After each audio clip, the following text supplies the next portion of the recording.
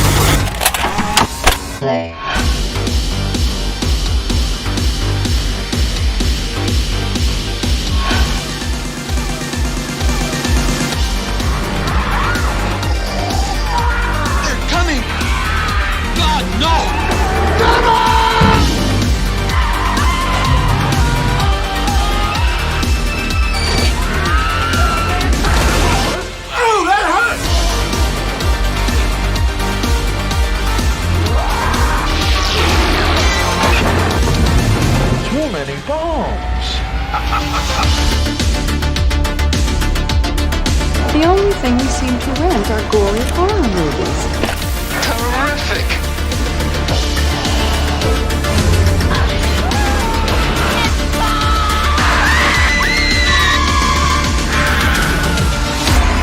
I guess I just got a little carried away.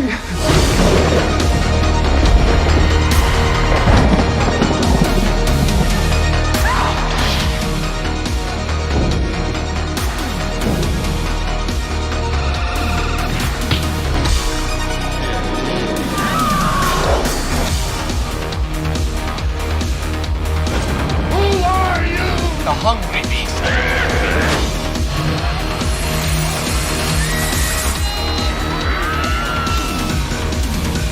Coming to get you. You frightened him. Gonna be one of those summers. What is going on around here?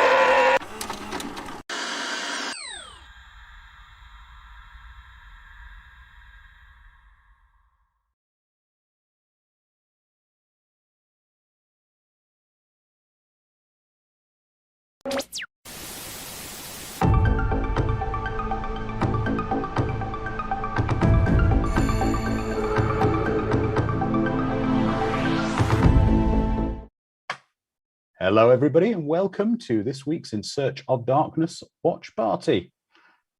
I'm Andrew Dalton, your host, and I'm joined by the CREATORVC unsung superstar, Dom. Say hello, Dom. Hello, everybody. I'm Dominic Wallis. Apparently an unsung hero. Nah, You are. I just do things. You are. He's our Mr. Fix-It. He's our B.A. Baracus. He's our go-to man for anything that needs to be done in the background. So he's been a superstar in all this. And great film selection today, Dom. I know this is one of your favourites, the 1986 classic House. Oh, yes, I very assume, much like so. me, you were significantly underage when you saw this. Significantly. Oh, so Box art chat. just drew me in. It is. It's an amazing piece of artwork. So just while everyone's getting queued up, so today's sync point will be where the movie says a Sean S. Cunningham production. And we'll press play then. So I'll let you know in a second. Dom, do you remember the first time you saw this movie? No, I watched my VHS tapes so much. I think that was one of the first movies I did burn out when we got it eventually. But the first time I would have watched it would have been renting it from Blockbuster. I would have had to convince my older brother to pick it up. Right. This is a common theme in my history. But yeah, I've watched this film too many times for me to recount the initial time. I know I was scared. I was terrified of quite a few of the monsters in the movie because I was so young. And now I just chuckle. It's such a great, fun movie. It is. It's a lot of fun. I initially, like you, when I was young, I thought it was a very dark film, but really, it's a comedy. It's a proper comedy. You don't appreciate how funny it is and how much silly stuff is in it, and some of it we're going to get into today. So, everybody, if you're ready, on the count of 3, 2, 1, press play. We hear that amazing kind of creepy cello score that I don't think it's ever been bettered, to be honest. No, it is something glorious. And yeah, those sharp tones, the drawing in of the logo, the fact that the house lights all go off at the same time. Either that's a very sprite elderly woman who lives there, or the house lives. Oh, well, one of the things as well as we get to the opening in a moment. Well, I'll take some questions first because I'll point out when it comes up. Question for you from Sharon. She'd love to hear about what you do for CreatorVC and how you got involved.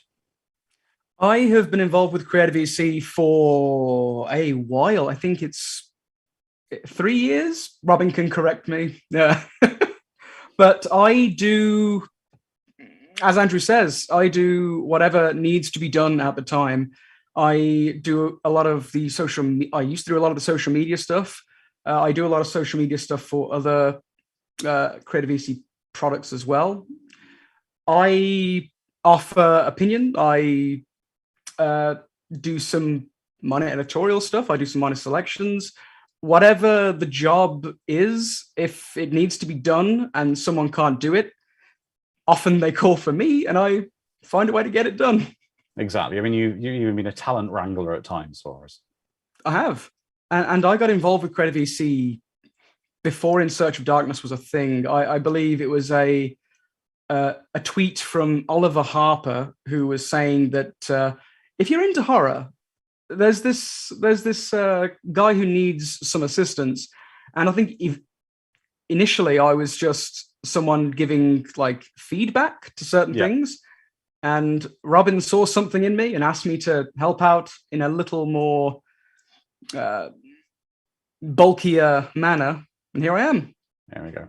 Now we've seen the scene. This scene, I think it's probably because someone's delivering something, first scene in the movie, on a scooter. It reminds me of the opening to Return of the Killer Tomatoes, which is another classic.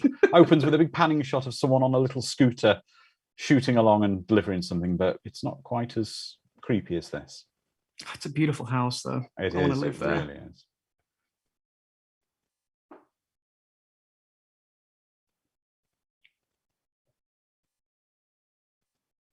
The music is just so unsettling. And I would say, though, this house is beautiful, but I don't think it would ever feel like a home.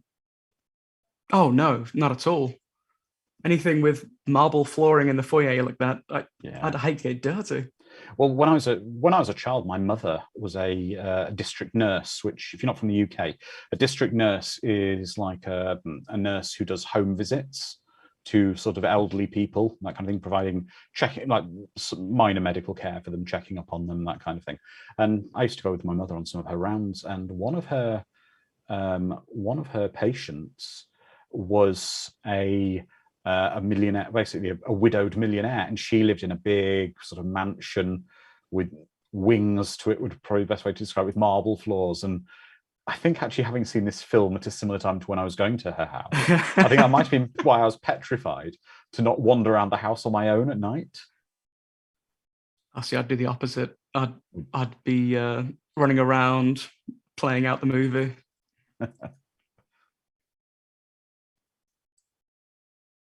Is he credited as the grocery boy? I don't know. This is the wonderful thing, Dom, when we're doing this, we can ask the audience. Our amazing Discord community, could you please check the name of the gentleman playing the grocery boy, and is he credited as grocery boy, or does he have a real name?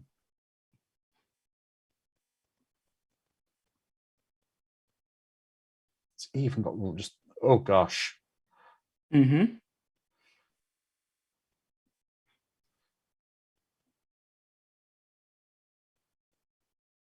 I would say as well, though, that she potentially did some unnecessary damage to the house there, because it looks like she tied her noose around where there were boards attached to it. You know, if she'd gone to the garage, she might not have had to damage things first. Exactly. Structural damage. It's probably the last thought on your mind. Thank you, Carla. Carla, the trivia superstar. James Calvert playing grocery boy as Jim Calvert.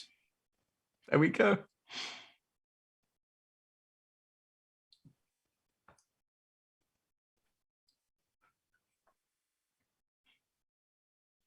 I'm being introduced here to William Catt, who's the star of the film.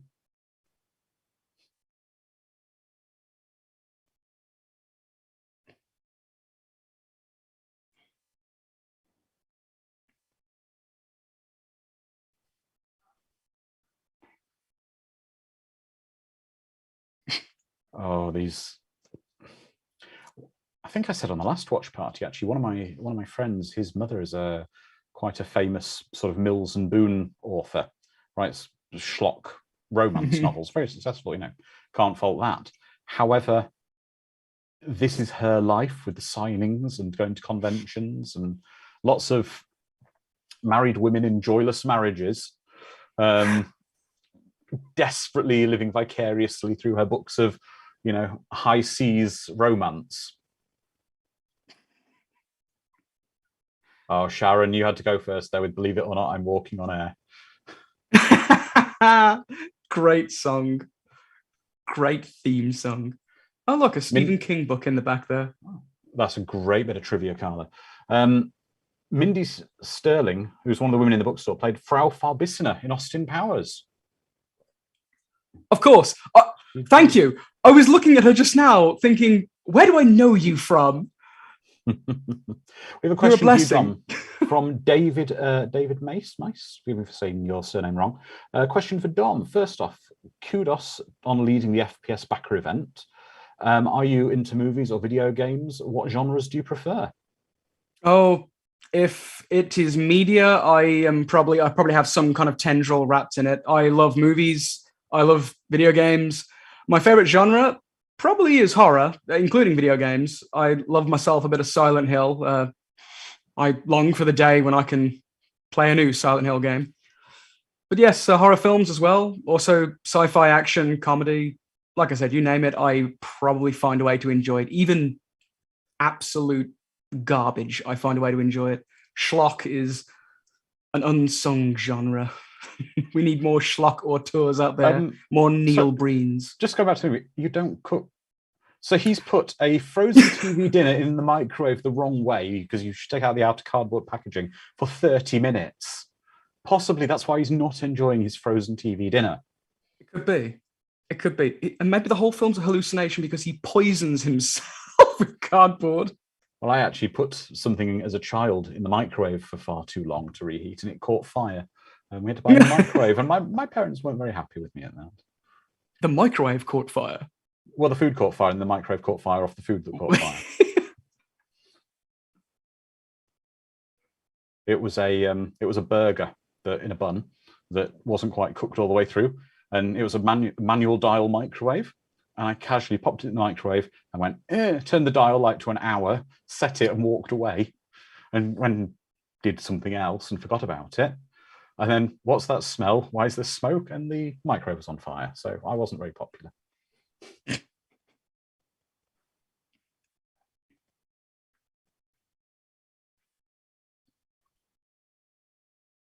Exactly, Sharon. Exactly. She says, who hasn't accidentally burnt or blown up a microwave at some point? Yeah, it's part of being an adult, right? Or a Yes. child. Yeah.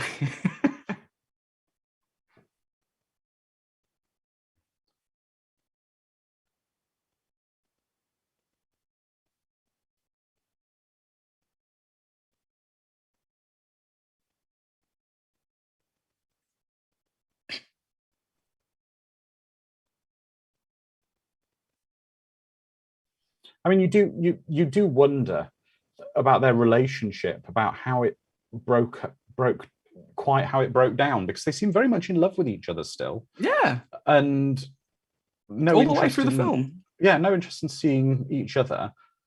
I know the child left, but I don't know. I think there's a throwaway line of him being too into his Hung up. work. No, I think it could be he's too hung up on the child. I think she's kind of saying. I think she's maybe inferring that, you know, she's moved on, he's not coming back, you can't.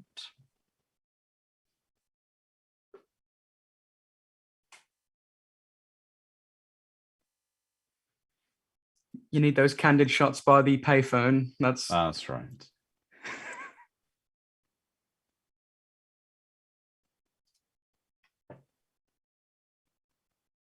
Very soft fade out there. oh yeah. He's Very soap opera-esque. it is with the 80s. He's got some peak 80s bedding going on there. Oh yeah. There we go.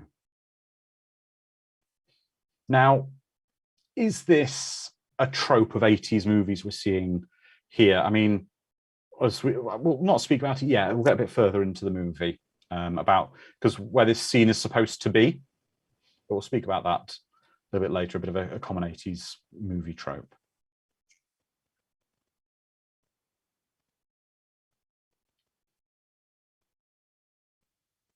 I think one of the things that does differentiate this at the time, at least, I don't think Vietnam was considered a war that caused actual PTSD, right? It was, well, before, like in the 70s, of course, all the movies hyped it up. I know Rambo is a very famous, well, not Rambo, sorry, First Blood is a famous example of it messed people up. Another thing here, was his aunt's funeral quite a distance away from the house? Was her body transported? Because he's just traveled a considerable distance from wherever his house or apartment is to the house. Mm-hmm. But we saw only the other day he was at the funeral. Right.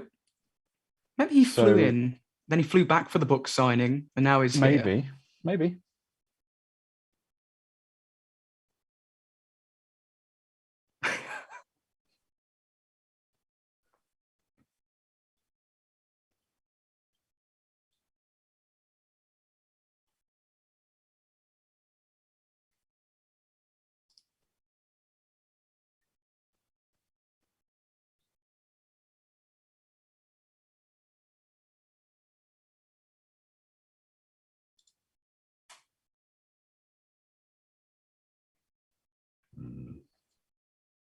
We can sell your family heirlooms.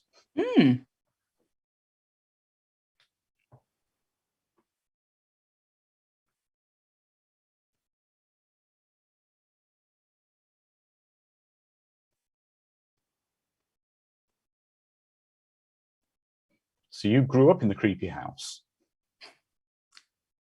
I mean, wouldn't you? Look at how gorgeous that backyard is.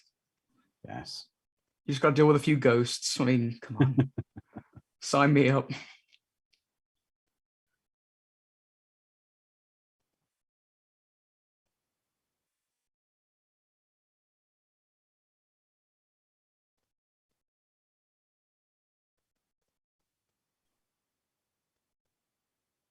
That is some dreadful hedge clipping as well. Yeah, it's very aggressive. Very random. Here, there, everywhere. Yeah.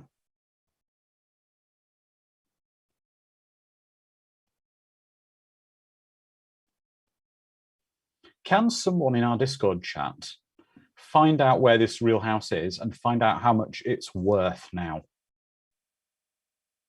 This is a real house. Because I'm interested. Yeah. That's right, Dom. It could be just in your price range. What, a large, 1800s mansion in LA. Oh, yeah. Just in my price range. Let me just go rob a few banks and then we'll see. There we go, diving into that pool.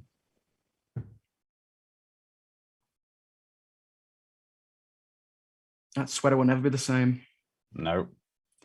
That's he's on a t-shirt this time, isn't it? It's present day he's wearing the sweater. That's right. Everyone's saying, a lot of the audience is saying they're not even going to go and check this because they know Carla will just magic up the facts so quickly. Everyone's saying you can count on Carla to have the goods. Carla's the superstar.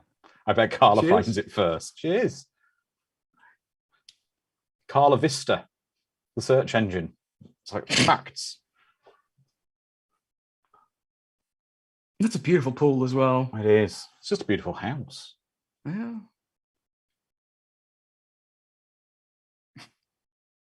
With an enormous garage as well. Yes. My wife often calls me out whenever I say garage instead of garage because she's American. So whenever she hears garage, she just kind of smirks and goes, garage. Do you have a problem when you buy tomatoes in the supermarket then? Oh, yeah. Who does this? Wow. Estimated. It's off the market at the moment. It's estimated. So thank you, David. Thank you, Sparky John. And thank you, Carla. The address of the house is 329 Melrose Avenue in Monrovia, California.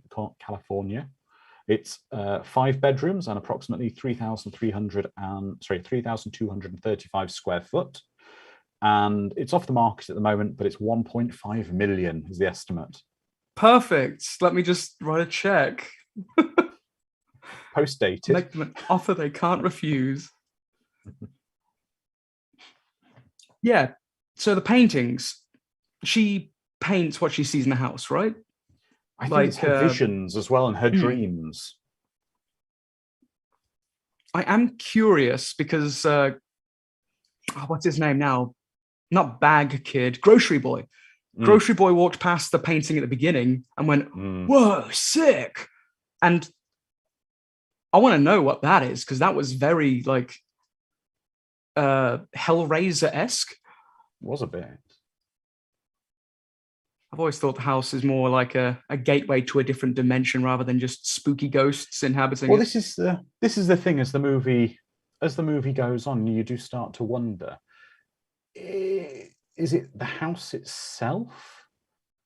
And there's some stuff that makes sense and doesn't make sense around what's behind it all. And it's motive as well. It seems to why would it be bored? That house and not where he lives normally? Yeah.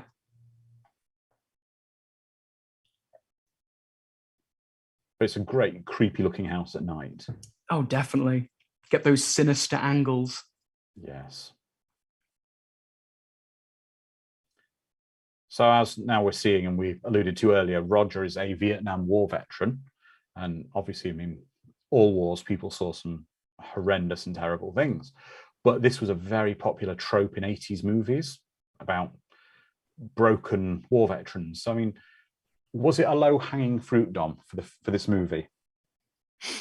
It's a very easy way to have trauma that could it is a low-hanging fruit. It's easy to grab. I don't think they made much use of it, though. No one really questions his sanity more than just the one scene. He doesn't even question it himself. Like he's fully aware that all this is real and happening. Yeah. And with mental trauma and spooky things happening, it's so easy to pull the trope of no one believes him. There's even a scene when the neighbor pops in and he asks the neighbor to help him out. They could have just opened the closet, nothing's there. Yeah. And the neighbor's like, "Oh, you're a loon," and he just sods off, but they don't. There's the painting. There's that fun, weird painting. So yes, I do think it is low-hanging fruit, but it's like they picked it up, polished it off, thought about eating it. It's a great film, but even though it's made maybe not from some of the best components. Yeah. Hey, sometimes McDonald's burgers, right? Exactly. It's not great, but it tastes good. Exactly. And you may regret it in the morning.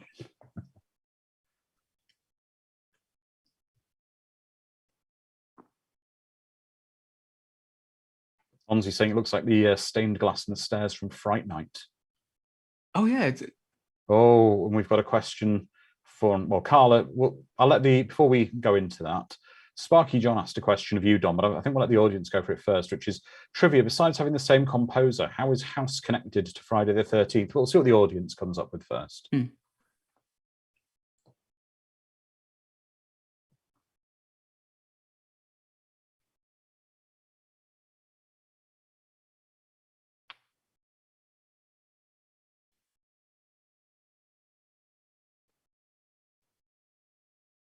Okay, I'm gone. Bye. Yep. Yeah. As we said on a couple of the watch parties, when you chandelier. Yeah, as we said on a couple of the watch parties, when you're in a house and you hear a voice going, "Get out," you're like, "Okay, bye." Yep. Don't Like be here tonight. Grocery Kid did. Yeah.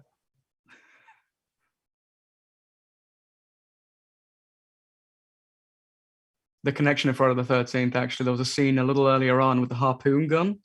And I think that's a nod to, wasn't that? I'll let the Discord have their fun first. Okay. Before I ruin it. And I think I just saw by his son's bed a piece of memorabilia or whatever it was that I think our very own David Weiner would go crazy for. There was a little Frankenstein as a monster sort of figurine statue there. No. Which I'm sure is some kind of a vintage piece of toy or something from.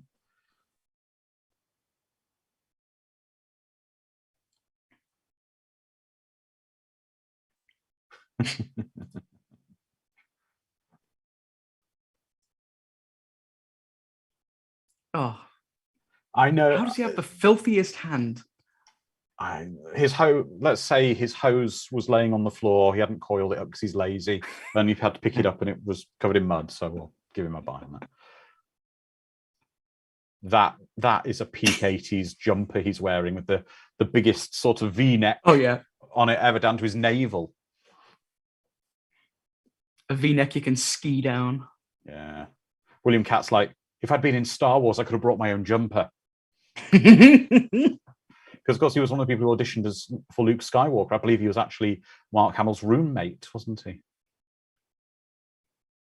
What could have been, eh? Yeah.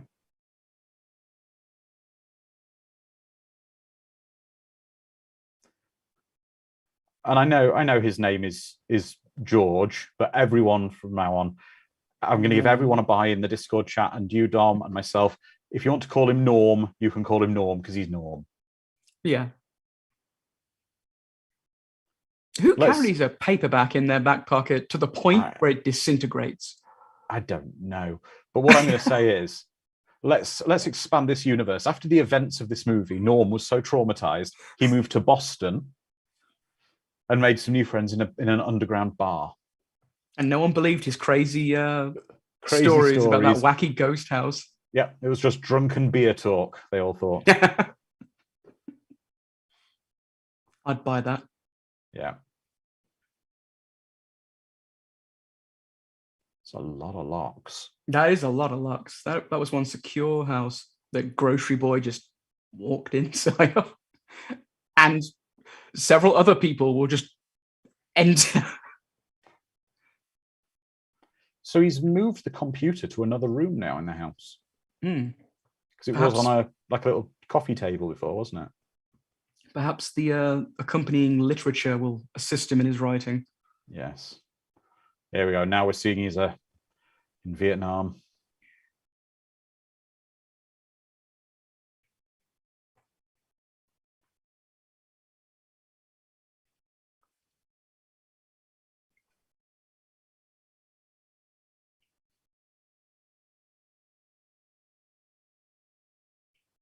Ah, Big Ben.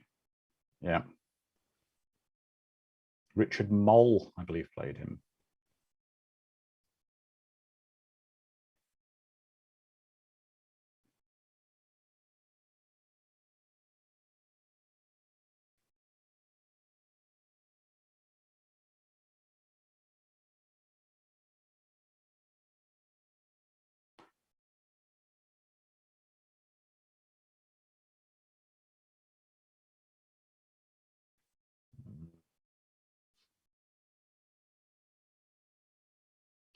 As a child of the sort of 80s, and again, this might be a different thing with being British as versus maybe some of the Americans.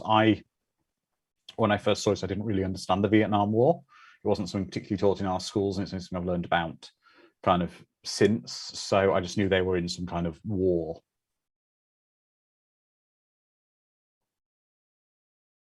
It's definitely the story I've got with it as well. It was more, yes, war. I mean, I knew war was hell, but I think my schooling was more World War II. Yes, exactly. I know a lot about World War II, which is good and bad, I guess, because I studied modern world history, which, strangely enough, only covered up to just about past the Second World War. So there we go. But Carla says, to answer Dom's question, this is the type of person who carries paperbacks in their back pocket until they disintegrate. And yeah, it's a photograph of Misery, where she's holding the sledgehammer. Now, what film is this that he's watching on TV? Because if I was in a haunted house, I would watch some kind of creepy movie while I was there. Why not? Yeah. If you're on your own, yeah. Standard. Isn't that what normal people do? Have I been doing it wrong?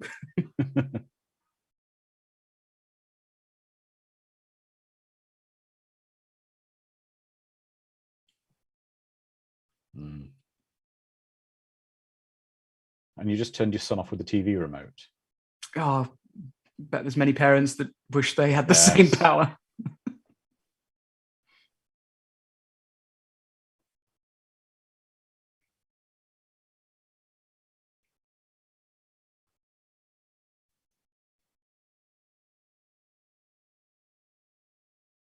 I will say the score to this film is just brilliant. It's so atmospheric and unnerving. I think it's very...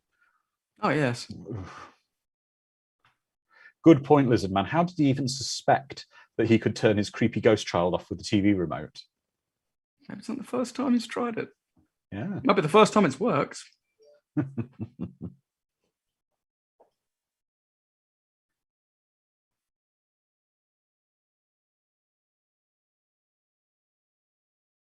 It's a very lonely looking lamp that's just turned off there.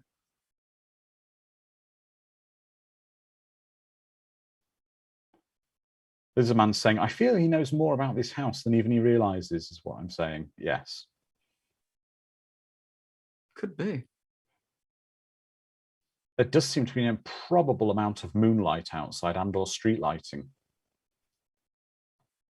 The moon was bright back in that time, okay? Yes. Even when LA had more smog than now. Yes.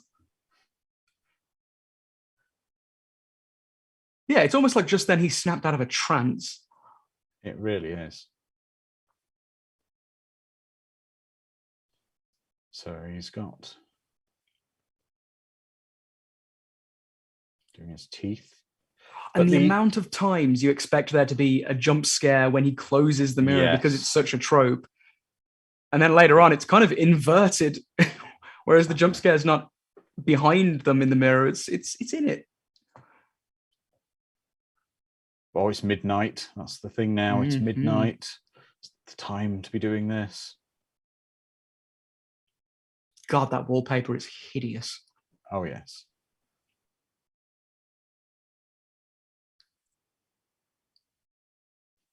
Carla's saying that has to be the lowest V-neck sweater ever. It really is.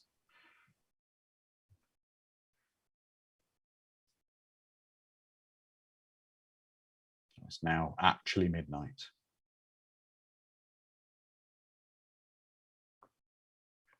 Oh, There I it don't know if is. you just noticed, but the whole wall flexed Ball shook, yeah. before he opened the door.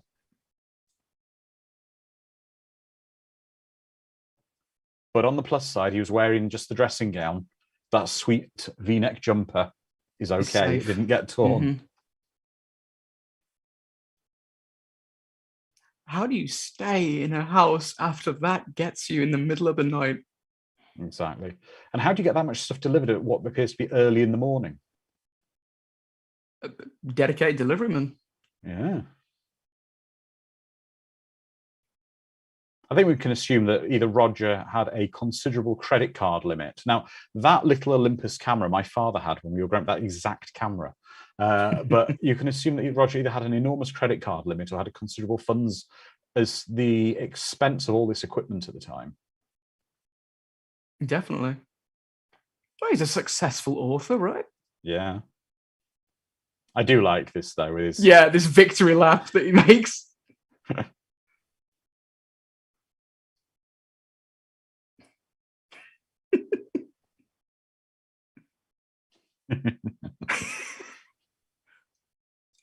Better question, why are you walking your dog on my lawn?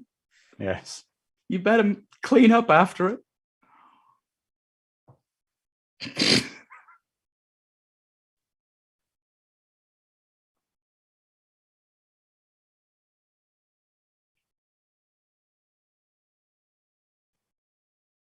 So is this actually his real army uniform, or did he buy some extra stuff? That's a good question. I like to think it's a bit of column A, a bit of column B. Yeah. Well, quite possibly. Let's ship this a bit. He if you went to the army surplus store that Michael Douglas went to in Falling Down. There we go. There you go. The expanded universe is growing. Yes.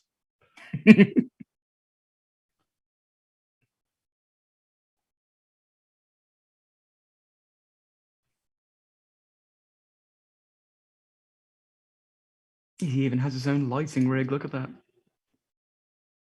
And I can actually tell you he's not set the timer right on that Olympus camera. I can tell you exactly how, because what the way you'd set it on that camera was on the bottom, there was like a little thing you pulled out, and you pulled out how many seconds you wanted, and it would like clockwork wind back in.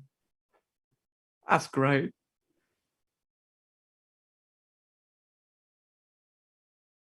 Yeah, Sharon's saying it doesn't look like official military attire. But It does this look is like this he's is a playing dress up, yeah. It does. It does. It's possibly surplus.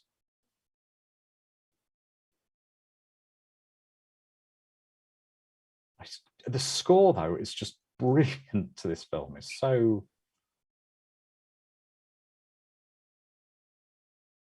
Lures you in. Mm.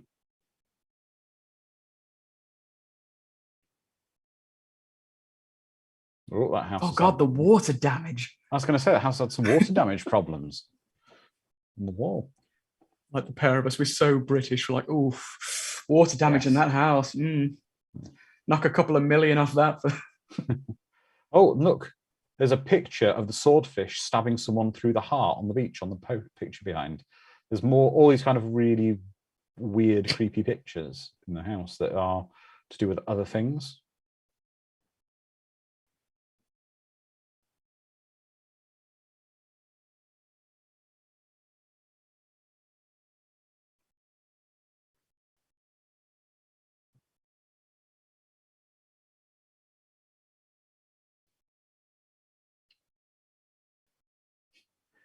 See, Lizardman says the water damage is evidence of what that closet creature actually was. Toxic mold. He should have checked first.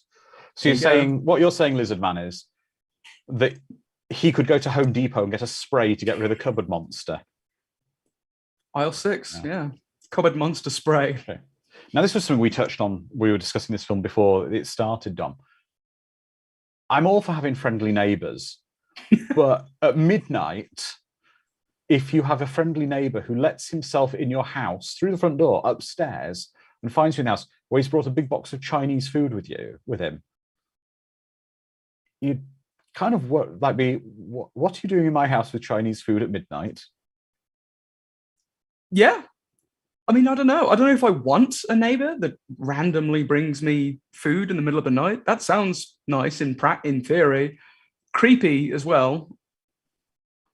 But doesn't he also apparently have a wife as well?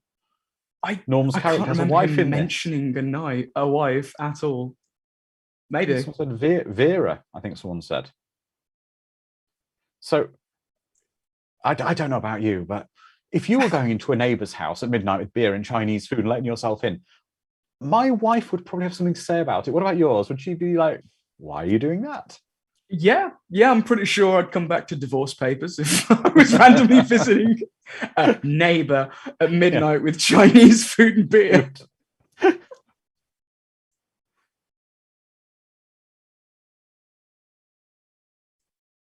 So a question for us and everyone in the Discord, really good question, Onzi. At what point would you have left the house? For him, it would have been with the closet monster. Oh, yeah. Yeah, I think the grocery answer, boy has the best idea. Yeah, at what point would you have noped out the house and be like, no more? Maybe after seeing Ghost Grandma saying it's going to trick you too, I'll be like, yeah, okay, I'll trust you, Auntie.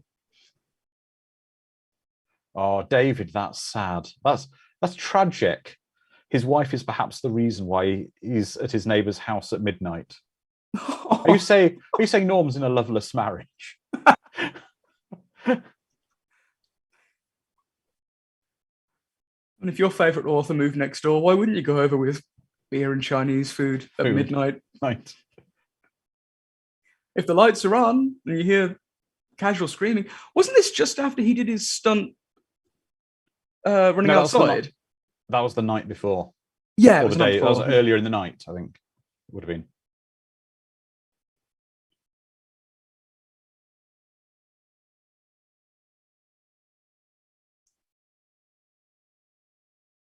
He's full on just stealing his phone book as well. To be fair, he is trying to make an intervention to help Roger. Yeah.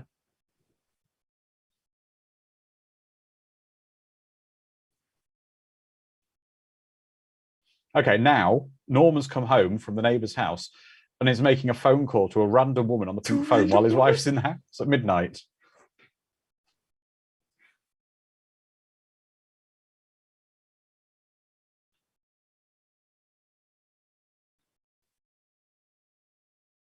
You just want to hear from off screen, Norm, come back to bed. Yeah.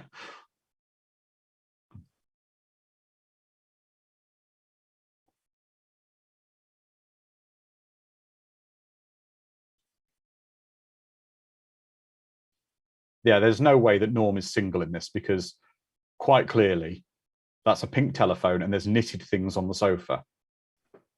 Maybe he's an avid knitter. And also he's an ass because I've just looked at Sandy's phone. She's got to be on set at 6:30. It's 2 o'clock in the morning where she is. It's 2:15 in the morning. This is the guy that frequently visits his neighbors with Chinese food at midnight. I'll be around with some Chinese food later. Yeah. More interesting artwork behind him as well. The set designers had a field day with this.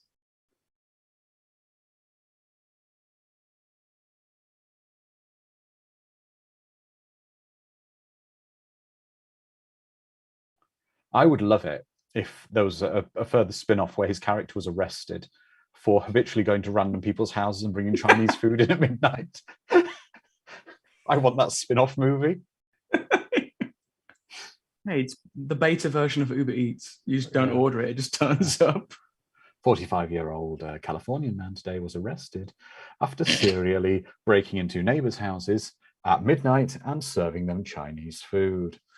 Unfortunately, it's not the first time we've had to make an arrest like this. It's an epidemic in California. People in loveless marriages going door to door. Chinese food.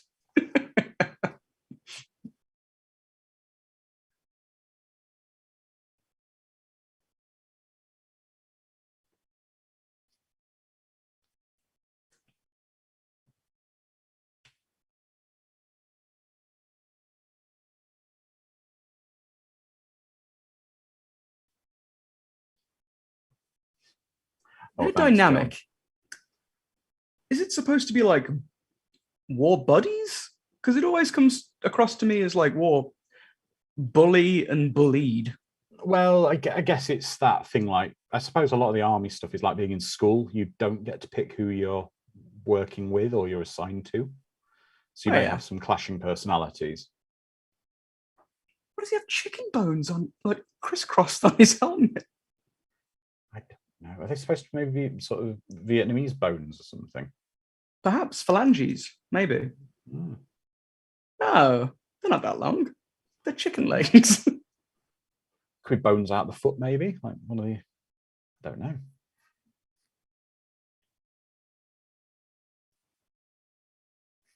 Wow.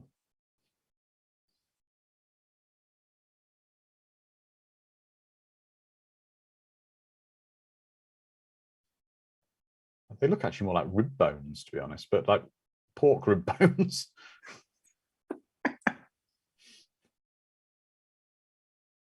Perhaps a friend went to his house at midnight with Kung Pao ribs or something. yeah.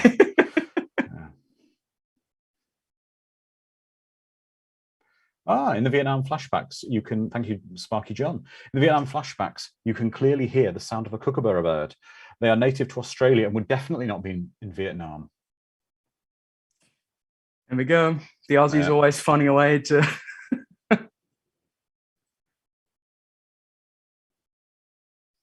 Yeah, Sharon, I think you've got a good point. I'd classify this as a horror comedy, but it didn't cross the lines cheesy or dumb.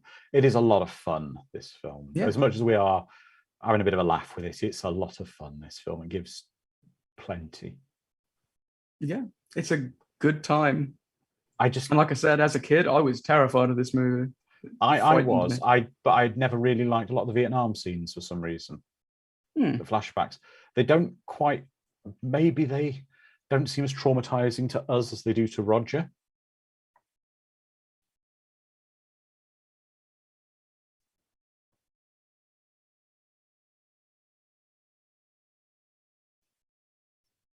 Yep, as David says. In the meanwhile, Dolph Lundgren's with his I can't hear you ear necklaces. And that's how you decorate. Yeah.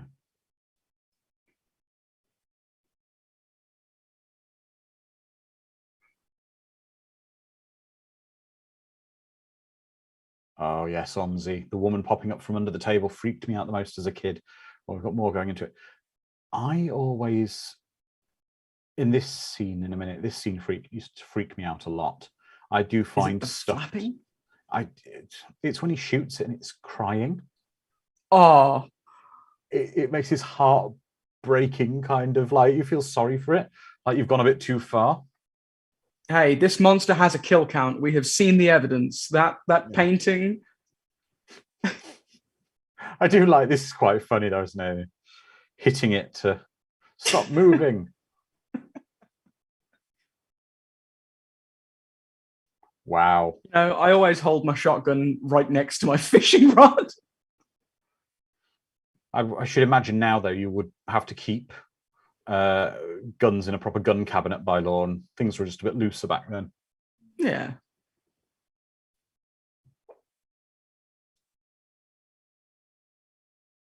There's that good old harpoon gun. Did anyone find the connection between this and the Friday the 13th flicks?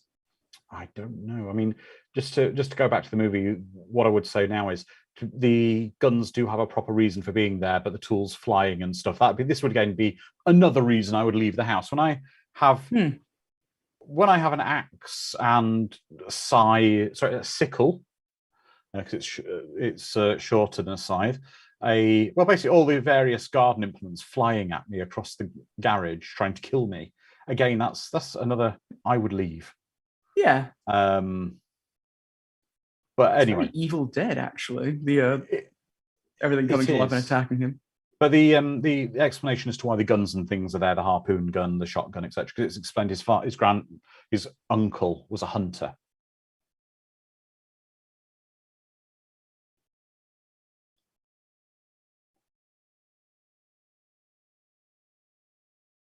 It's that kind of crying it's doing. It's like, Yeah.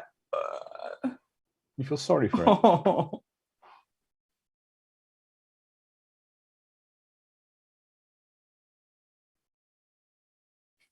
Throw a blanket over it.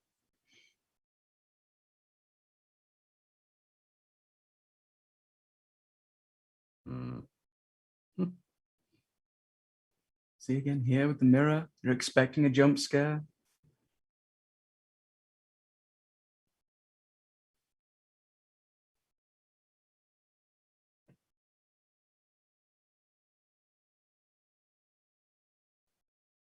Like, hiya.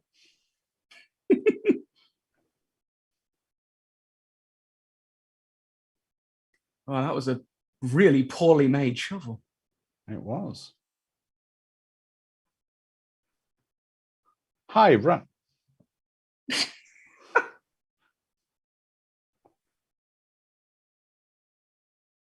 So, House was directed by Steve Miner. So this is the connection by Steve Miner, who directed Friday the 13th, parts 2 and 3, and H2 or H20, produced by Sean S. Cunningham, who directed Friday the 13th, and Kane Hodder in Jason in parts 7 to 10 was the stunt coordinator in the film.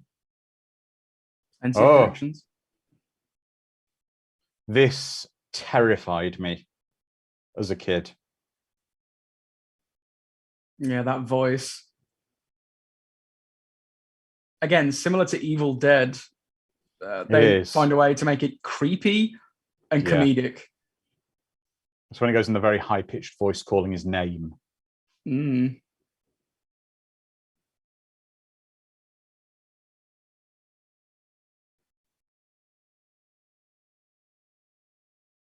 Quick, what's the number for 911?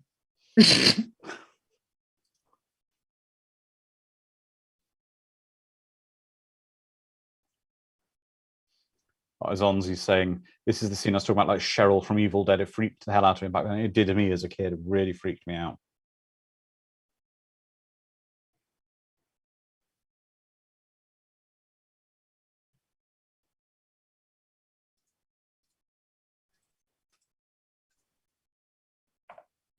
See, showing signs of genuine affection for the lady. Again, it really calls into question, why did they split?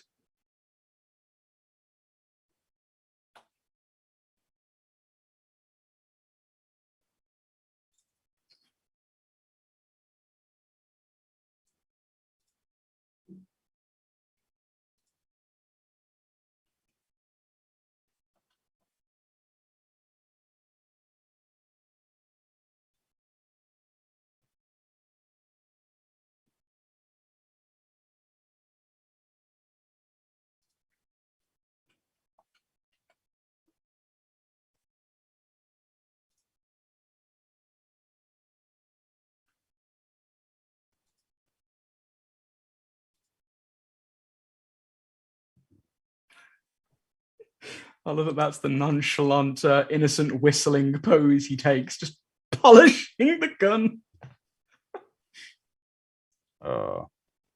They are. They're Sharon's right. They're terrible police. Oh, yeah. They're literally like, oh, you're someone famous? Oh. Yeah, oh, you allegedly have murdered somebody? Oh, you're a celeb. Oh, actually, no, this isn't unreasonable in LA, is it? Well, it was suicide attempt that they were worried about, wasn't it? That's what Norm called in.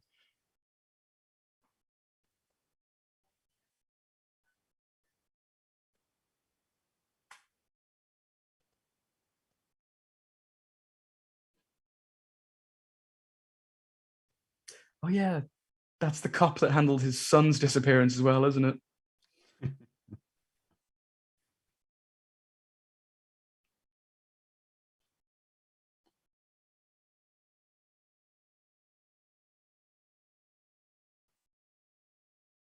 Oh, poor Lizard Man, one of our amazing community members, is having internet problems today.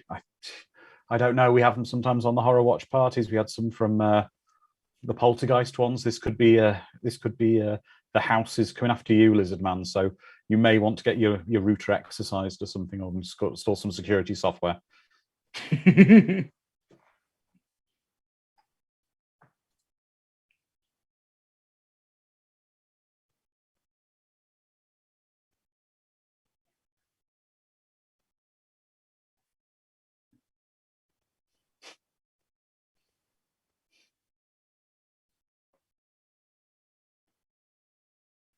Carla says we have to stop watching haunted house movies. They keep breaking community members' internet connections. So That's clearly right. the ghosts have gone digital. They have. Have to adapt to the new world.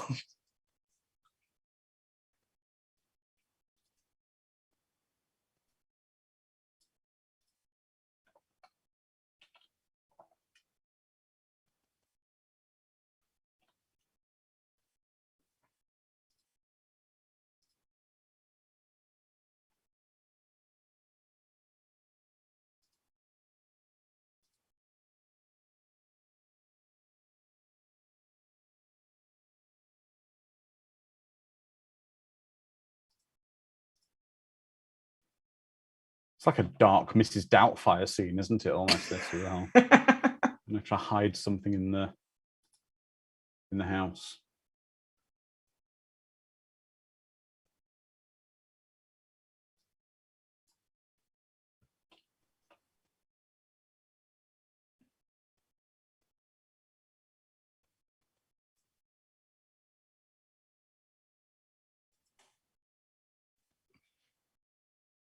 It's not an answer I'd give to a cop.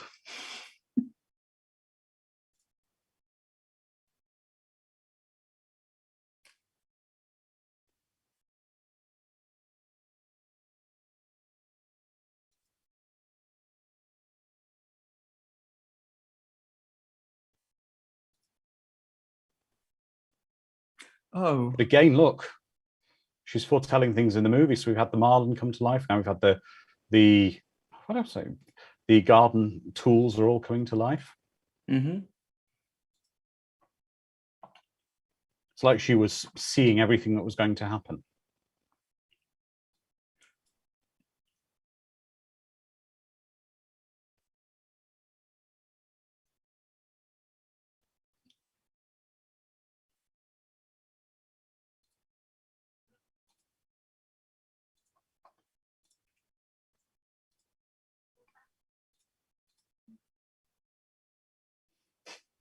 Onzi says, let's never watch Ringu as the watch party in the future. He doesn't want creepy ghosts popping out his TV. I kind of agree with you there, actually. I don't think we will.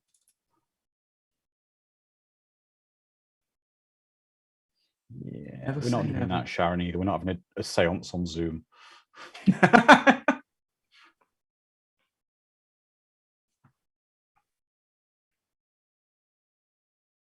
I know it sounds strange, but I know what that house smells like inside. That kind of... I'm picturing like wood polish.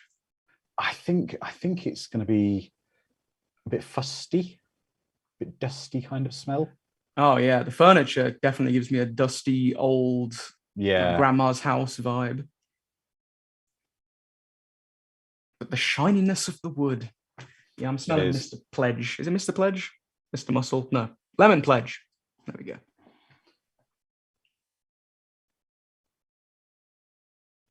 Oh. More creepy noises upstairs. How much, Roger, do you have to take before you go, right, I'm noping out of this? He's a man with a mission. But it probably is one of the best haunted house movies in that respect, because it's just one thing after another happening. It really is. Oh. And again, here's more of the comedic tone. And again, it calls into question, what is the motivation of these ghosts? Because it doesn't just click. It slowly goes after him, knocks his block off, and presses it right into him. It's very much like the ghosts are intending to torture him, but I don't actually believe they want to kill him. Good point. I think there seems to be a long game here. Perhaps they're like emotional vampires and they just feed off of his misery.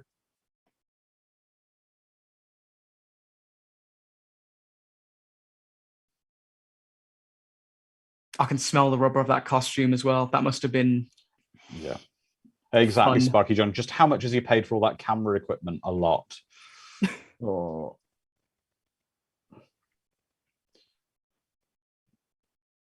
But it makes you wonder, though, from an outside point of view in this film, how much of this is going on in his head.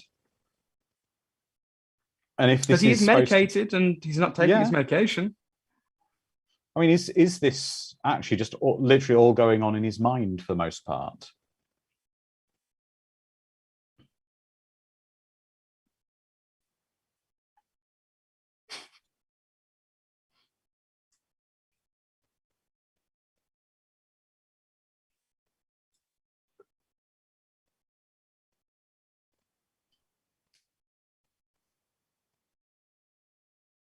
And if I was Norm, I would be looking out the window even more at Roger's house right now, and this would look even more suspicious. Well, his garden's fairly covered, isn't it? There's lots of really tall trees on the one side of on Norm's side of his house, if I remember. I know, but I'd be watching the house like a hawk, and also doing this in the middle of the day.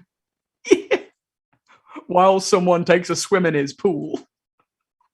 Oh yeah, here we go.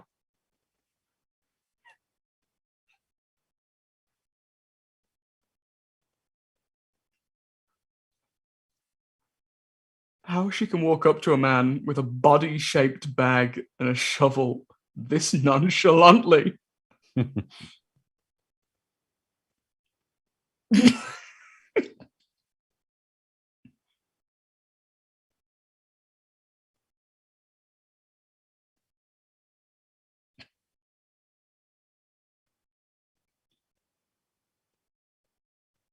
I will be fair, we're quite a way into the film now. We're 2/3 nearly through into the movie. She's introduced as a character quite late into the story. I don't think she has much agency in the film, does she? She brings round her son to Which be we'll get babysat into by a in a complete minute. stranger. Yeah, we'll get into that in a minute when...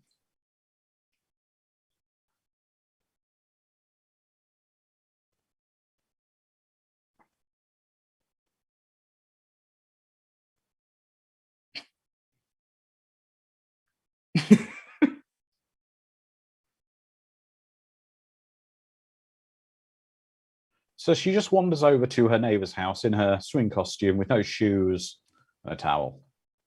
Yep.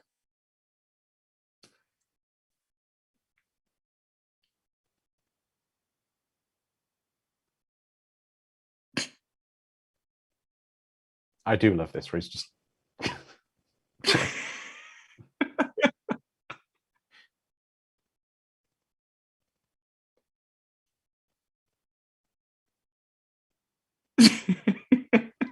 Oh, gosh.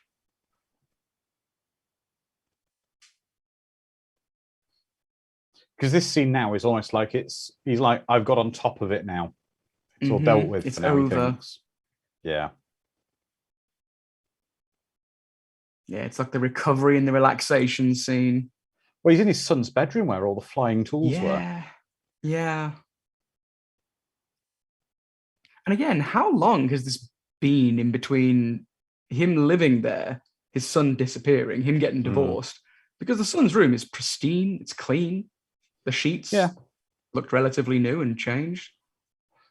I mean, how long is the son supposed to be missing for? I mean, is it months, years? But time doesn't appear to be, I don't know. Well, yeah, he looks the same as he did back in Vietnam, so yeah, time is fluid. I think I'd kind of assume, though, that based on the fact his son's baby things were there, that I think they lived with his aunt for quite a period of time.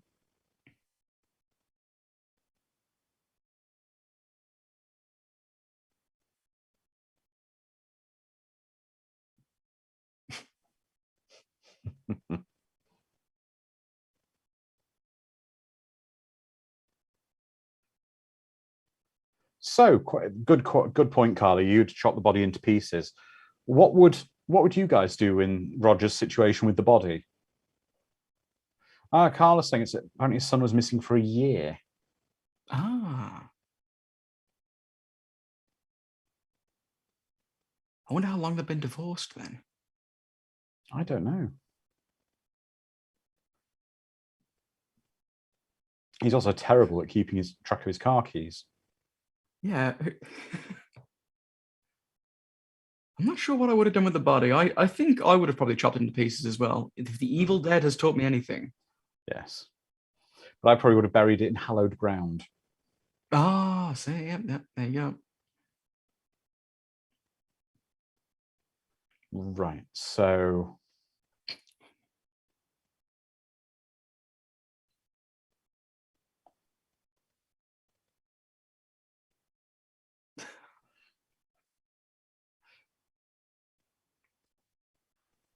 Tanya's saying, I want you to look after my son with a stranger.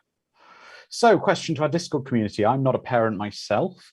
I'm sure many of you are. How long would you have to know a neighbour before you'd be willing to leave your only child, presumably, with them in a haunted house? Let's list this fully, actually. How long would you be prepared to know a neighbour to leave your child in a haunted house where the former owner of the house committed suicide with a man who appears to be having a mental breakdown, and his son went missing in mysterious circumstances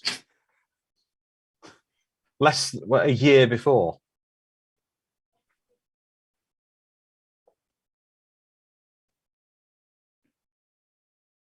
Jedi Wizard saying, this is typically frowned upon, leaving your kid with a new neighbour. Sharon saying, never would she do that. I completely agree.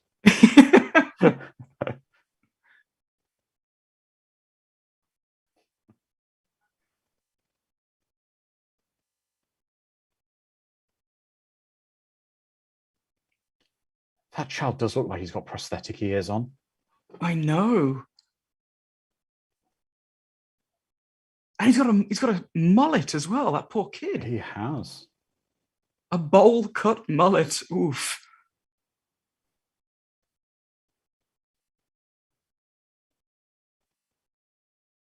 The little boys that Roger babysits is played by Steve Miner's young son. Aw. Sharon says, especially leaving a child that young who might not have the vocabulary to verbalize what is going on.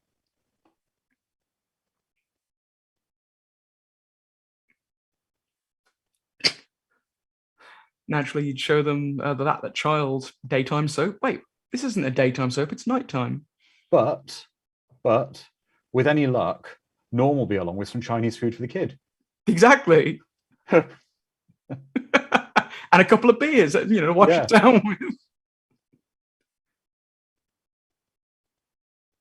No, Lizard Man, the show on TV is not Dallas. It's supposed to be it's supposed to be the soap opera that Sandy's in. Yeah, his wife, right? Yeah, his ex-wife.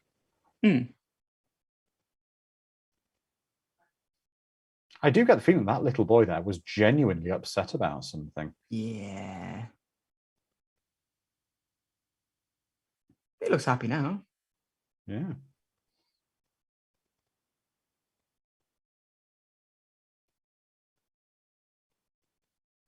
Well, then this would be a Wednesday night in the story, because we know her show is on a Wednesday night, because Roger stated it earlier.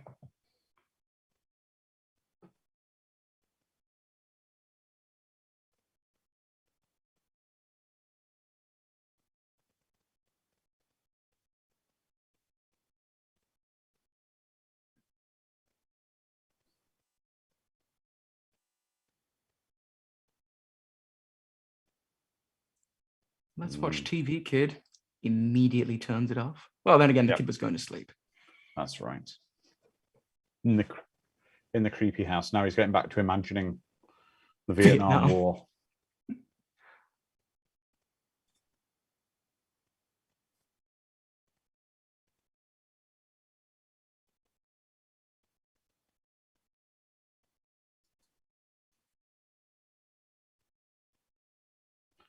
Okay, Sharon has another question for you, Dom. What's your favorite genre of films? My favorite genre of films is probably horror movies. I was raised, probably incorrectly, on 80s horror films, much like this. A frequent one for me was TerrorVision, Extro, Evil Dead, House. In fact, getting into like the big heavy hitters of 80s horror, like Friday the 13th and Nightmare on Elm Street, was quite late in my horror movie watching.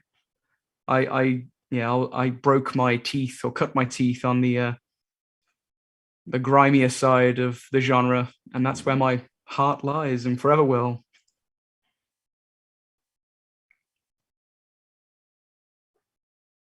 Where has the boy gone? Mm. So we've got a couple of questions. So Sparky John says the show that Sandy's in is called Resort. And a question from Onzi for you, Dom, which is, what is your favorite horror movie of all time? His is The Evil Dead from 1981. I think I know the answer to this, Dom. Well, yeah, it's become a bit of a recurring joke in fact, I'll tell everybody, Dom will be joining us on the 16th of January 2022 for a watch party for this film. Of my favorite horror film of all time, my favorite film, more or less, which is Extra. So that'll be one it's we look forward to. Glorious family movie. Now, this is, just going back to the film, this is where it goes a bit all over the place, in my opinion, where we've got like weird little troll creature things trying to kidnap the child now. Were these, they are. Are these supposed to be the ones that took his son in the pool? Actually, maybe they were underwater taking it, because I think his son was taken in similar circumstances. Mm. Where Roger was kind of sort of watching him. Yeah. So what's the question? What have we learned now? Don't have Roger babysit your kids. Exactly, Carl. They look like they're from Garbage Pail Kids, the movie. Yes. 100%. I was thinking either that or like a low-budget version of Killer Clowns from Outer Space. Yeah. But I suppose Garbage Pail Kids, the movie, is... well, no, that had a pretty decent budget, didn't it? I don't know. It was a bad film. Oh, yeah, it wasn't great.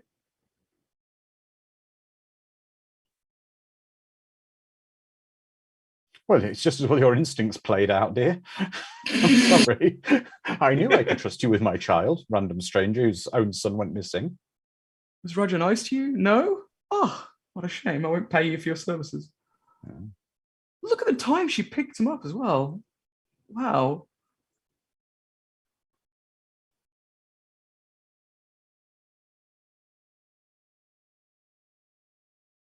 Here we go. Almost on time. Oh no, this time he was invited. Yes. You don't invite Norman, you're powerless once you invited him over the threshold of your house. He may enter with takeaway food whenever he wants. Exactly. Norm is a spirit of friendship and buddy movies. And fried food. And fried food. Yeah. Kung Pao chicken. That's right.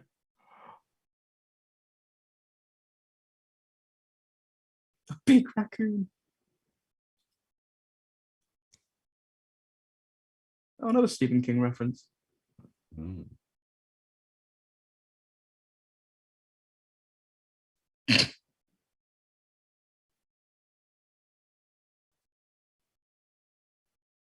I feel like that's my response if my wife told me that there's any creature like in the trash and I have to go deal with it. I'll be like, yeah, I'm not afraid.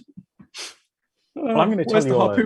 I'm going to tell you a story about a creature of one of the guys I used to work with, who maybe wasn't the sharpest tool in the box. As you know, in the UK, we don't have many snakes commonly. However, one of the guys I used to work with, he came outside, and on his patio outside behind his house, there was a snake on the patio, and he was like, "Oh my God, it's a snake! It's a snake!" Prodded it with a shovel. It was dead. So he scooped it up into a trash bag with a shovel and took it to the local council, where they had an environmental health department who would identify it. So later in the day, the environmental health department phoned him up and said, "We've identified your snake." "Oh, have we? Have you?" Yes.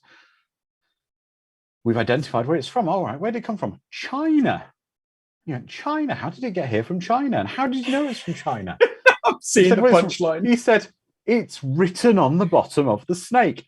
And it was one of his kids' toys had been left outside. Oh, perfect. My creature story from the English countryside is nowhere near as entertaining, more frightening. I was house sitting for a friend in the country. His dog which was a Great Dane, randomly walked into the house with a spiky ball in its mouth, and I got concerned. He dropped the hedgehog on the ground, which then skittered around. I bravely leapt upon the counter to avoid harming the innocent creature. Very unlike this creature. Exactly. I mean, I do get Hellraiser 2 vibes from this creature. Yeah, very strong Hellraiser 2 vibes.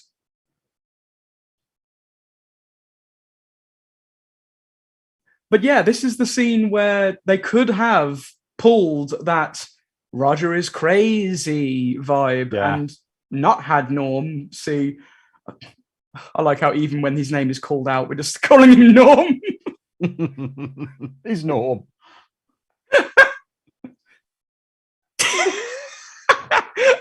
I love how just irritated he is. Help me! Come on! Useless.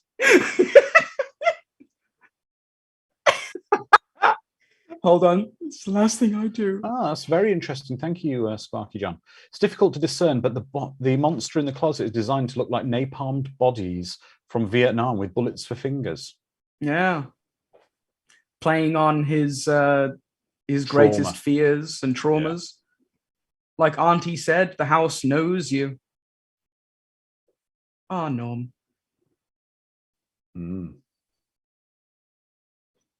That's a really good question Carl has just picked up on from Calbot.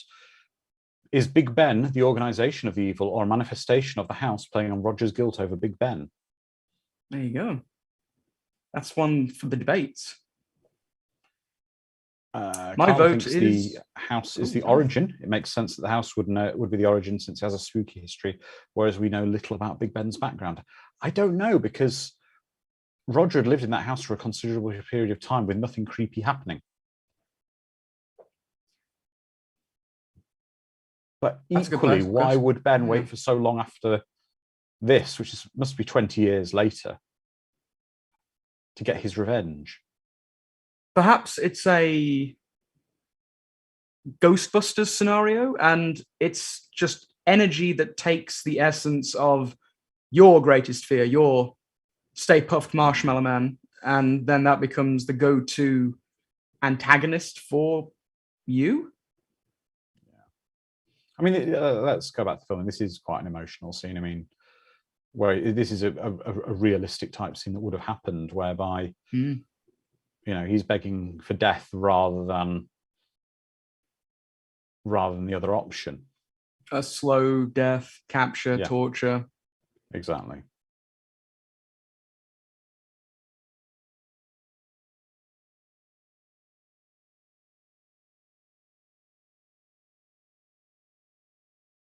It's a very human reaction to do what Roger did. Yeah. Because you can see the Viet Cong there didn't actually just shoot him on the floor. They're taking him away. I mean, for all we know, maybe they healed his wounds for a bit and then only to torture him more. He got peppered with a lot of bullets. Like, he did. Movie logic.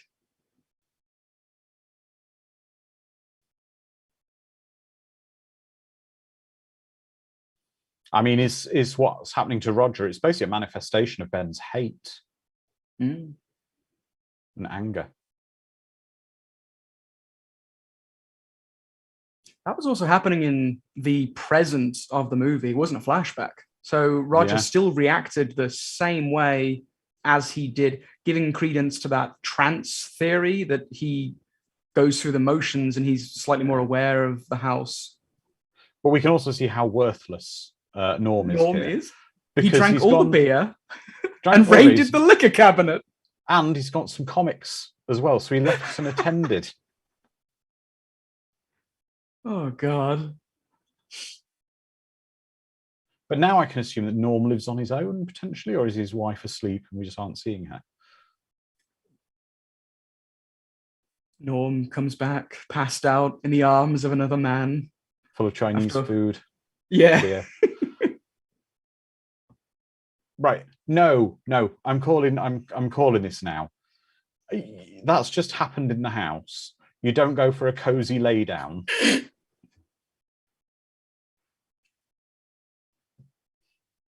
Lizard Man says, well, you did good, Norm. Sleep it off. Yep. I mean, it's a nice house. It's worth a lot of money.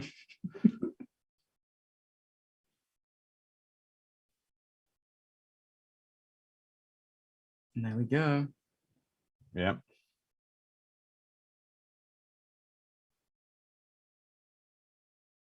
I always thought this scene was kind of quite cool with the medicine cabinet.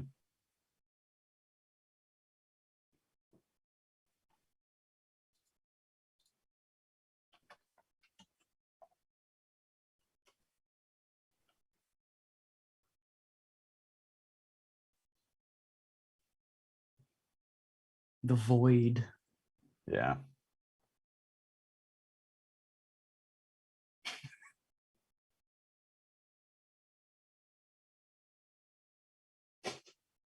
Lizard Man's very right. Damn it, you mean if he just moved that rag at the start, he'd have had the answer from the beginning of the movie? A lesson in tidying up, I guess.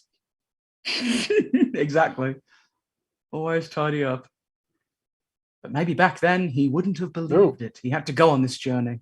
God, that looks like a xenomorph tail coming through there, doesn't it? Right?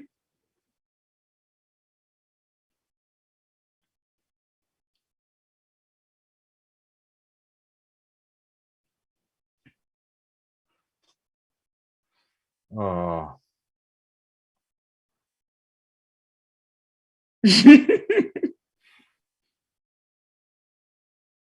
Think of the property value. Think of the property value. Think of the property value. That's right. I can sell this and retire. Yep.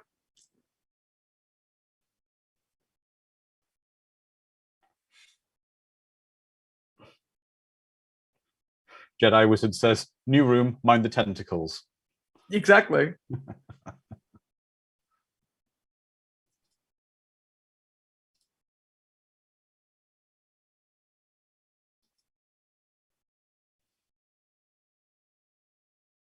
Yeah, Sharon says, okay, now I'd run like hell out of the house. A void behind the medicine cabinet is never something nice. I agree with you. When I've been house hunting in the past, I check for, following things in ancient Indian burial grounds. Mm-hmm. And, I always make sure that, there aren't extra sort of dimensions and things behind wall fixtures. I just, it's common practice. It's the property brothers advise the same thing when you're buying a home. They do. I ignore that advice. I always like the mystery of finding an alternate dimension behind my medicine cabinet. Yes.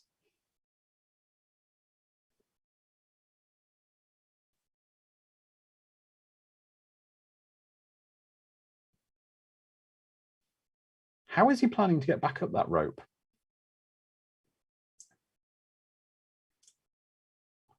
Good question. Maybe he's got really good core and upper body strength and he can carry himself and his child. Lizard Man, where did he get that much rope? This hardware store is breaking the cash. Excuse me. Where did he get that rope? The hardware store is probably raking in cash this week. No, Lizard Man. I think we can say it was probably in the garage or garage, as it was his grandfather who was a hunter and he had rope for hunting reasons. Could be.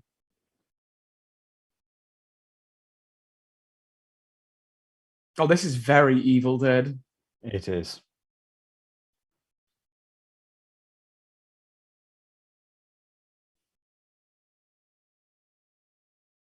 Gotta love those otherworldly, like Hitchhiker's Guide to the Galaxy TV series sounds. Bleeps and bloops. I always love this scene here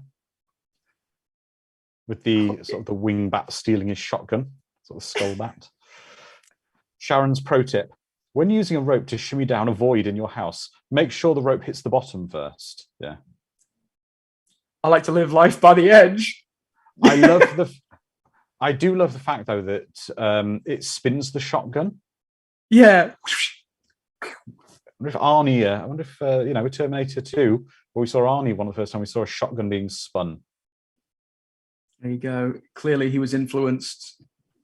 We need to hunt down Arnie and ask him. The stop motion part with the winged skeletal creature from hell was made by Mark Sullivan, a map painter and visual effects artist. You'll likely see some of his other work in House 2: The Second Story, the remake of The Blob, and RoboCop. Well, they're all great caliber work going forwards. Yeah, phenomenal. There you go. Sharon saying very good effects. Feels like he really is in a never-ending void. It is. Yeah. I don't think there's, again, I don't think for the budget you can fault the effects in this movie at all. No, it's phenomenal. Some of the earlier Vietnam scenes maybe look a little cheap, but Star Trek, The Next Generation, Yeah. Season 1E. yeah. This is strange. So his son, who also hasn't aged, but is quite dirty, is in a bamboo cage in a Vietnam hallucination.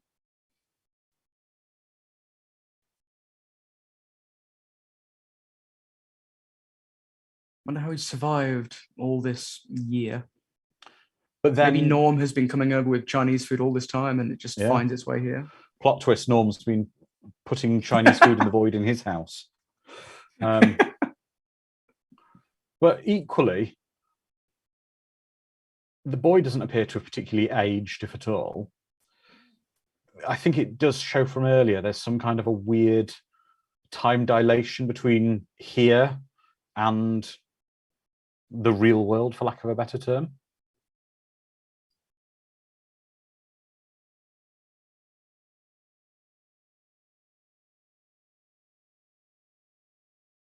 Got his son back, but How would you explain that to the cops? yeah.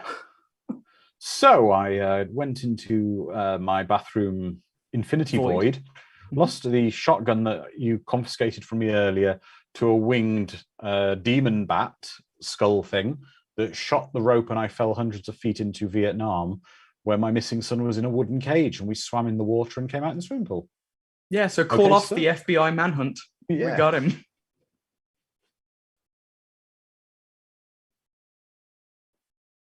And this is phenomenal practical effects. Yeah. Because this is one giant puppet, right? No. If you look, Some costume you can work. see Oh yeah, the, yeah. if you see it. look, you can see the other mouth inside the mouth. Yes.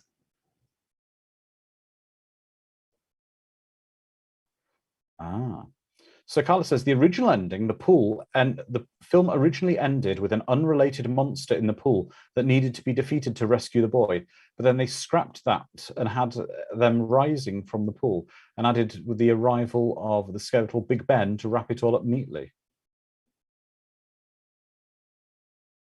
It does connect the two storylines for sure. It does.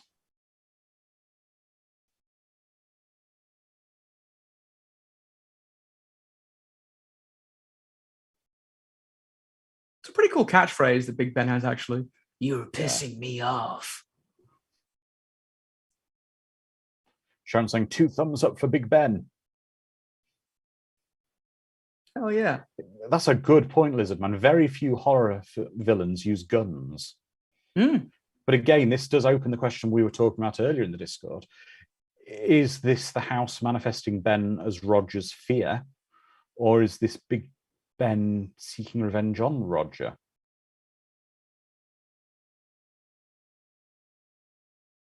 That is a good point. Again, it's up for debate. I'm getting a very strong, almost John Carpenter vibe from the score at the moment. Yeah. Nice synthy tones. Yeah. Kurt Wilmot was in the Big Ben costume. Ah.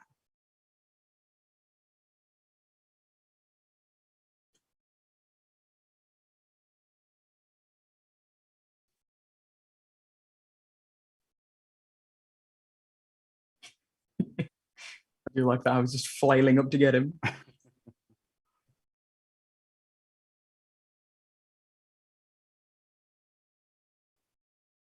Wow. There's no way I'd be up there. Yeah, I'd have slid several times by now. Oh, yeah. I would have had a horrific and life-changing accident, even if Ben hadn't got hold of me.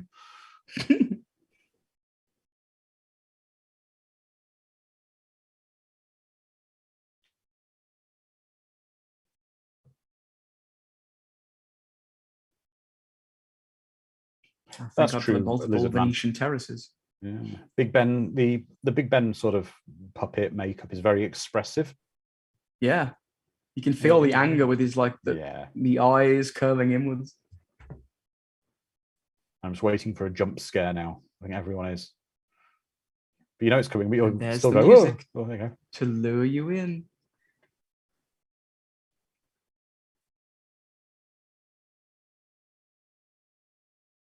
Oh. Set production as well, just as the camera panned backwards and definitely. Roger followed through. I do miss big, elaborate sets. Wow. Well, big props to William Catt for doing some of his own stunts here. That was clearly him tumbling down the stairs there. Yeah. People think a stair tumble's easy. No. Not like that. Do not try it at home. It's not easy. No. Especially not how he did that. He almost somersaulted down the stairs. Yeah. Oh, there we go. And this is Roger now. Fighting back, conquering his fear. Yeah. Very Nightmare of Elm Street of him. Hitting him with his own arm. Stop hitting yourself. Stop hitting yourself. It really is the schoolyard bully. I do like that. He reattaches his arm. Just...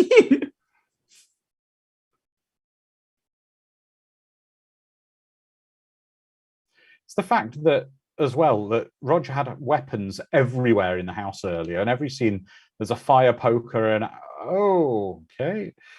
Every other scene, there's a fire poker and axe and everything else you can think of. Yet now he can't find so much as a butter knife. Right. That was a gorgeous matte painting just then, looking at the skyline with the house. Really is.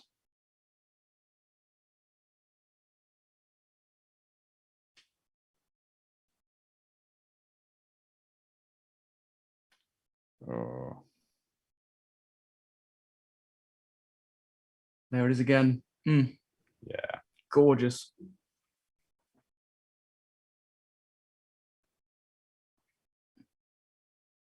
Oh, thank God, my lucky belt. That's right. God, he's dexterous with that thing. Oh. I love a good dummy drop. Question for you, Dom, from Sparky John, which is, do you think the art of prosthetic effects has disappeared a lot in modern movies? Yes, unfortunately. I am happy that it's coming back in some small capacity. Mm-hmm. But I truly think it is a art form that has unfortunately gone to the wayside. Hopefully it does come back in spades. Hopefully a lot of special effects work from our good pals like Tom Woodruff Jr. live on, because real is real, non-real is non-real, and the human eye can always tell the difference. Yeah. We see Ben's got some seaweed on him now. Yeah. Took a tumble in the ocean. And Sharon just says, now don't forget to tell the cops about the cliff in your house. There's the ghosts. There's the interdimensional void. There we go. So this is it. We can see now his power is based on Roger's fear. Mm.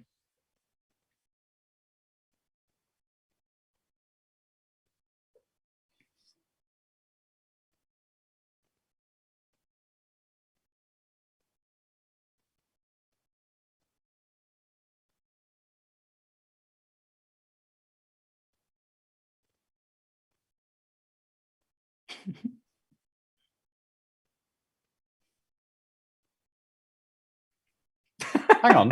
All your son's precious child memories are in that room.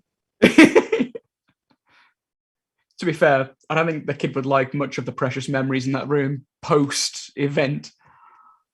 Sandy's now come up and gone, that house was worth a fortune. Why have you set it on fire now, Roger? The property value.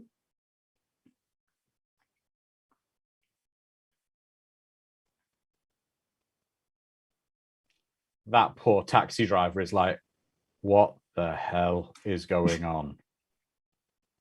Yeah, that's $35, miss. Are you going to pay? It's also the fact now that no one's actually worried about the fact the house is burning down behind them. It's a wooden house. Not going to last long. No. Our inheritance is gone. This is a very TV kind of ending. Yeah. Freeze frame as well. Yeah. Fantastic. Lizardman says, happy ending for all, save for that real estate agent. Well, Dom, thank you for joining us. This has been House, and what a great fun film this is. Just look at some of the names of the cast. Cheesy Stud. Cheesy Stud. Yes. But what a great, great film this is. So much fun. And thank you, Dom, for joining us today. It's been an absolute pleasure. Our community have loved it. And, thank you again for joining us. Thank you for having me. It's eagerly await the next one. Oh, you're welcome back anytime. So, Dom, what have you got on the horizon in CreatorVC at the moment? What are you sort of doing? What jobs have you been assigned? But you can talk best about, way to find my work is to keep an eye on the first-person shooter documentary social media. Mm-hmm. I tend to be the person to make sure every one of those posts gets out. And yeah, I'm doing a lot of work on FPS right now. So any backers of FPS, they're going to see me again. Definitely in some of the backer events. I think I'll be back to give them a host or two. Wonderful, wonderful. And of course, as well, I'll get this out of the way. All being well, on the first week of November, from November 7th, for that watch party and the two following it, I will be on holiday. So Dom and Carla will be looking after things for you. Dom will be our tech guy. I'm training him up on what he needs to do, and Carla will be running the show. So you're in very capable hands. But in the meantime, I'm going to be here for a few more weeks before I have a nice little break. So what are we doing next week? Next week, we will be back with In Search of Tomorrow, and we are going to be watching the incredibly fun film Biggles Adventures in Time, which, if you haven't seen, is tremendous fun.